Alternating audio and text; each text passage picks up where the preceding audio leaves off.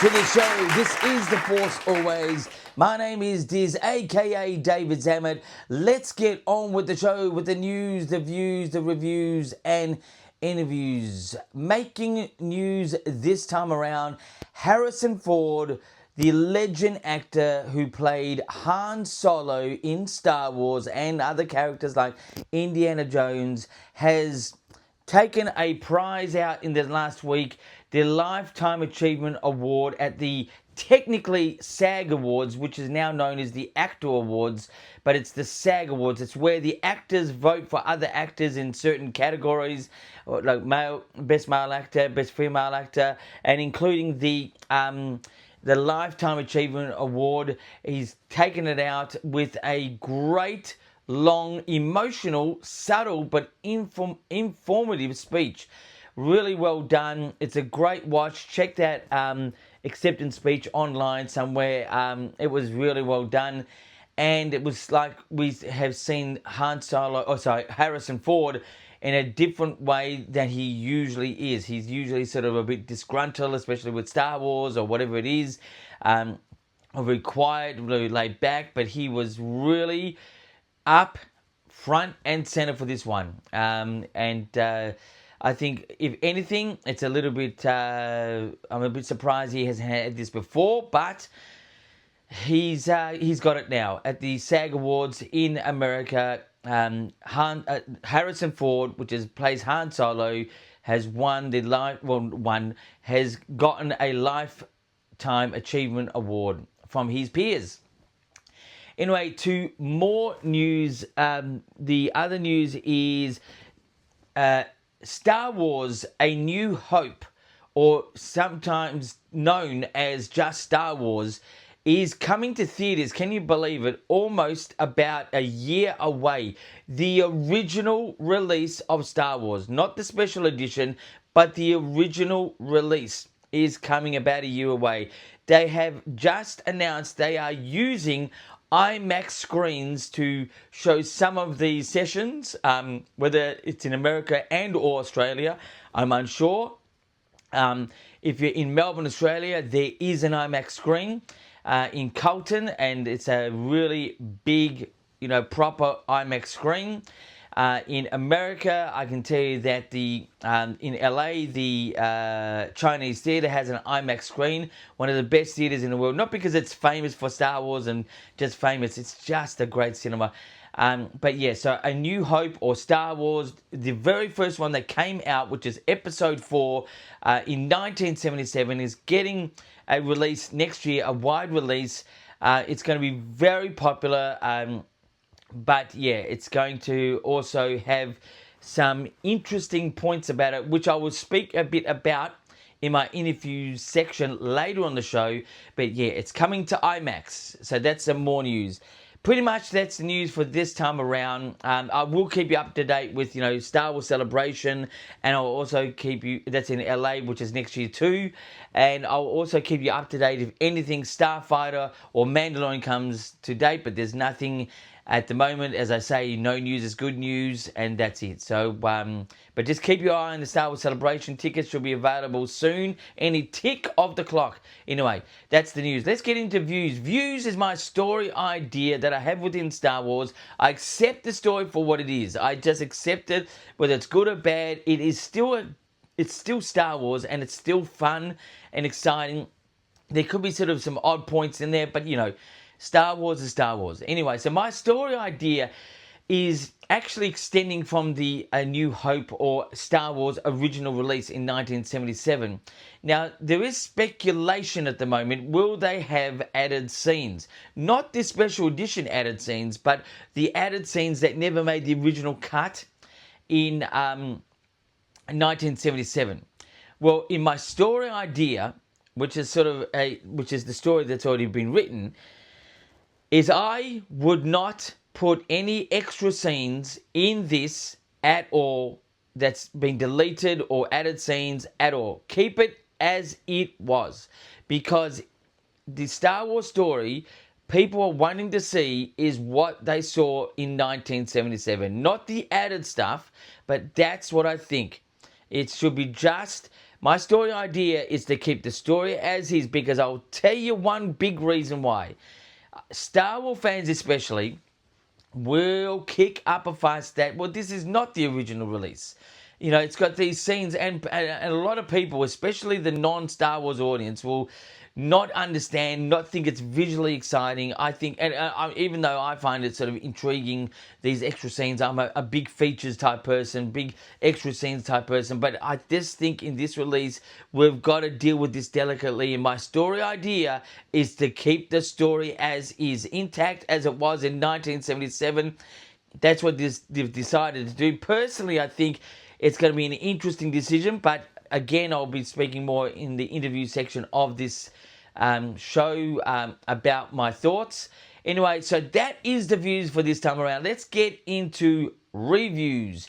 Reviews is just something I've got in this room. Now, I've got to tell you, that I've got many types of collectibles. As Star Wars Celebration is coming really close, my first Star Wars Celebration, this was the lanyard and the actual tickets, the original lanyard tickets. It's not the, I've shown this before, the actual lanyard, if you look really closely, is the medal that, based on the medal that was won in A New Hope, or original Star Wars, by Luke Skywalker and Han Solo, that they were awarded when they destroyed the Death Star. It's such a good lanyard, like a really, sort of reality meets fantasy type thing. These were the tickets then. This is like their plastic hard card, beautiful tickets. This is what I'm saying about, keeping the original, having 4 single day passes. You get the 4 different ones there. But what I'm going to talk about today is actually these things here. Now, until I went to Star Wars Celebration, I was very unaware of the intrigue and collector rate of these things, which is just enamel pins. These pins are very collectible in the Star Wars world, especially Star Wars Celebration. People buy these up and really seek a set or multiples, and this is a highly collectible thing to have. Now, us Australians, we're not really into this whole sort of fascination. Even I think the hardcore Star Wars fans, most of them here would sort of be partly into it, but partly not. But I got, I've got a Mace Windu, there's an Anakin Skywalker, I got even an Obi-Wan Kenobi right there. I even got a 40th Star Wars Celebration, which opens up to be something else. I think it is. Let's have a look. The 40th anniversary, so it's got even a little picture inside. May the Force be with you. Great pin to have. But and look, even on the back here, we've got the Bounty Hunter. We've got even the other 2 Bounty Hunters there. These pins are highly collectible, especially at Star Wars Celebration or Star Wars convention things, especially in America.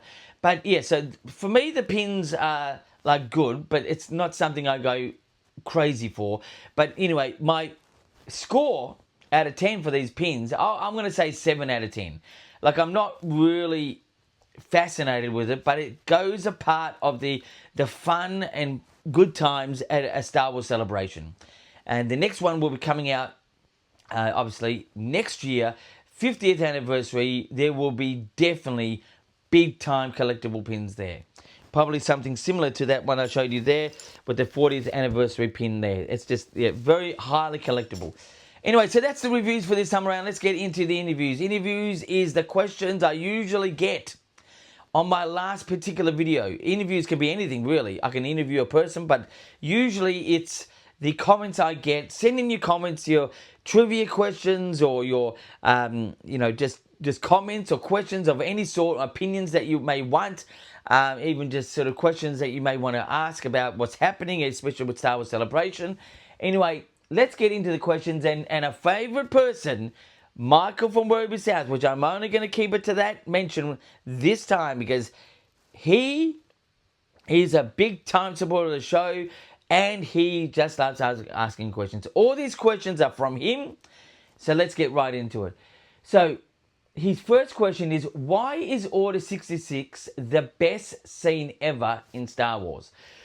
That is really an opinion by being the best to a part of the Star Wars audience and the non-Star Wars audience, which is the regular movie-going people.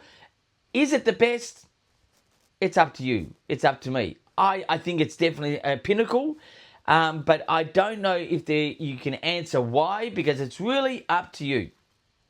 My favourite scene ever in Star Wars, the one snippet which just demonstrates so much energy and transformation. It's just a simple thing. It's when Luke Skywalker in the original film A New Hope, Episode 4, or Star Wars, whatever you want to call it, goes up and checks the twin suns. Not just because he's checking the twin suns, but he has a look. Sorry, not that one, not that scene. It's when he comes back. When he comes back and discovers Uncle Owen and Aunt Marie, I think it is, has been killed by the Empire, and it's a close-up of his face with a sort of a disgust and sadness and anger and frustration. It's like this. That, to me, was the transformation scene where it just really now begins. Star Wars is on its journey. I mean, really, the film begins from the get-go in the actual film and from the get-go in the whole sort of Star Wars universe. But I just think that there is a real pinnacle moment for me. I love all Star Wars stuff, but that to me is the most iconic moment. It's not the Twin Suns one. It was the one where he is just disgusted, or he's sad, or he's mad, or he's been slapped in the face because Uncle Owen and Aunt Marie, I think it is, I think that's her name, is he's just absolutely now on a journey in the Star Wars.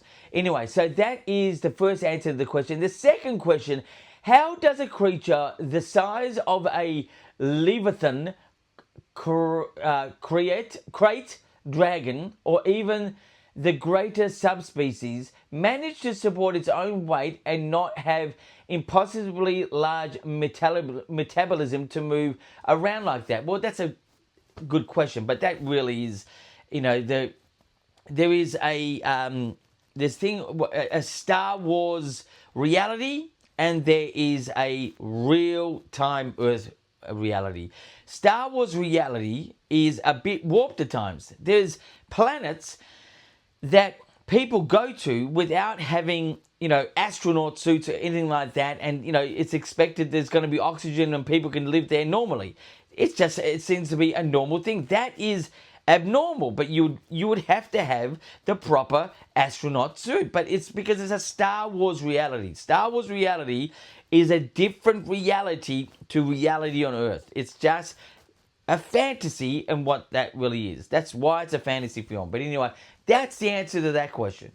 The next question is there any canon evidence that destruction of Mandalore was part of Operation Cinder? Always assumed it was Gideon trying to loose ends up with them after getting the Darksaber, particularly since Bo-Katan says she surrendered the Darksaber to Gideon to spare the planet.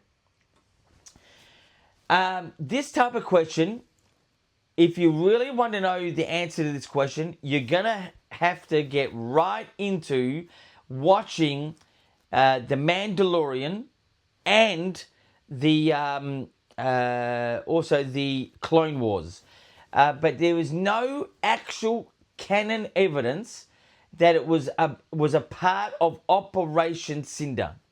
Okay, so this is more a question for you to discover by watching the Clone Wars animated series and also the Mandalorian season as well. I think season 2 sort of had a bit more about Mandalore and stuff like that. The next question is, why is Pedro Pascal no longer the Mandalorian? Well, that's news to me.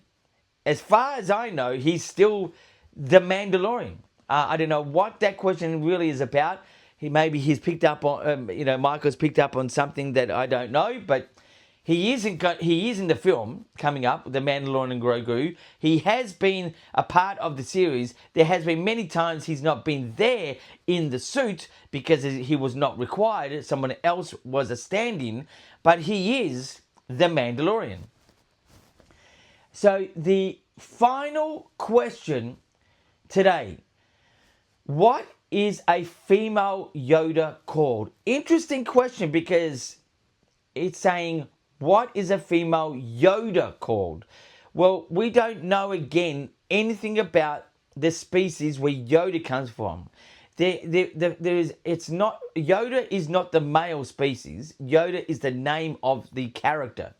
So the female Yoda it sort of doesn't make sense, because even though I know he's trying to point in the direction of, that species being, where Yoda come from, but there is no female Yoda. I mean, there is the only female creature that, is in that species is Yaddle or Yadel, whatever you want to say. But nothing about this species has been officially revealed. I mean, EU may say this, EU may say that, but it has never been officially revealed. I have suggested that we, and also by prediction and desire, but also I think it may actually be, in The Mandalorian and Grogu, we could be getting some information through story plot in The Mandalorian and Grogu about the species, about the planet, about why, the when, and how, which I think would be a great area in the storytelling of this particular film, because there's something to fight for. There'll be like a struggle for the destruction of the planet, or something like this. I think it'll be great, and it will get us to know more. But even though I'm an advocate of not going backwards and having character films, if that's the film they want to present, I'll go and check it out. I'll see what it's all about. But I think my complete desire, once again, is always moving the story forward, not backward. But at the same time, it would be very interesting to find out a lot of facts about this species where Yoda and Grogu and Yaddle or Yadel comes from. Everything about this. It'd be very, very interesting. And I think it may happen in the movie, but I don't know. It's just a thought. Anyway, that is the show for this time around. Subscribe to the channel, The Force Always. I'm here 3 or 4 times a week with the news, the views, reviews, and interviews. Send in your questions to the last particular video, which this is the last particular video. I don't really use an Instagram or Twitter or TikTok at this point for the show. So just send it to the last particular YouTube video, which is this, and deemed appropriate for the channel, we can go on with it. Anyway, until next time, my friends, keep rocking.